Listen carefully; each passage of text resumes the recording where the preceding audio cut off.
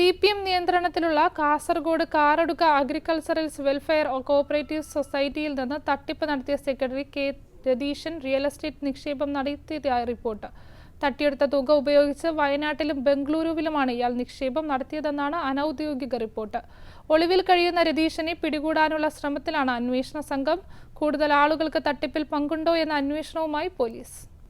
പ്രാഥമിക പരിശോധനയിൽ 4,75,99,907 രൂപയുടെ തട്ടിപ്പാണ് കണ്ടെത്തിയത്.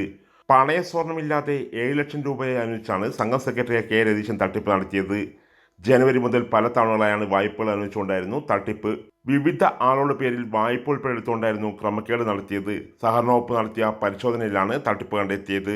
സഹകരണ ഉദ്യോഗസ്ഥരുടെ നിർദ്ദേശത്തെ തുടർന്ന് സഹകരണ സംഘം പ്രസിഡന്റ് പോലീസ് പരാതി നൽകിയായിരുന്നു. ഇതോടെ രതീശൻ ഒളിവിൽ പോവുകയും ചെയ്തു.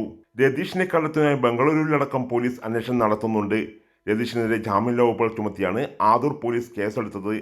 ഇല്ലാത്ത ആളുടെ പേരിൽ സ്വർണ്ണ വായ്പ എടുത്തും അപെക്സ് ബാങ്ക് സൊസൈറ്റിക്ക് നൽകിയ പണം സ്വന്തമാക്കിയുമാണ് രതീഷിന്റെ തട്ടിപ്പ്.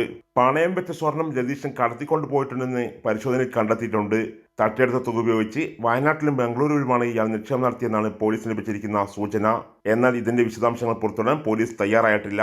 കൂടുതൽ ആളുകൾക്ക് തട്ടിപ്പിൽ പങ്കുണ്ടെന്ന അന്വേഷണത്തിലാണ് പോലീസ്. ഒരാൾക്ക് ഒറ്റയ്ക്ക് ഇത്രയും വലിയ തട്ടിപ്പ് നടത്താൻ കഴിയുമോ എന്നതാണ് ഉയരുന്ന ചോദ്യം. കേസെടുത്തോടെ ഒളിവിൽ പോയ പ്രതി കർണാടകത്തിലുണ്ടെന്നാണ് അന്വേഷണ ഉദ്യോഗസ്ഥർക്ക് ലഭിച്ച വിവരം. ഇയാളെ കണ്ടെത്താനുള്ള ശ്രമം ഊർജിതമായി തുടരുകയാണ്. ഇതിനിടെ തുക തിരിച്ചടച്ച് പ്രശ്നത്തിന് തലയുയരാനുള്ള ശ്രമവും രതീശൻ ആരംഭിച്ചതായും സൂചനയുണ്ട്. CPM മുള്ളേരിയ ലോക്കൽ കമ്മിറ്റി അംഗമായിരുന്ന രതീശനെ പാർട്ടി അംഗത്വത്തിൽ നിന്ന് സസ്പെൻഡ് ചെയ്തിരുന്നു.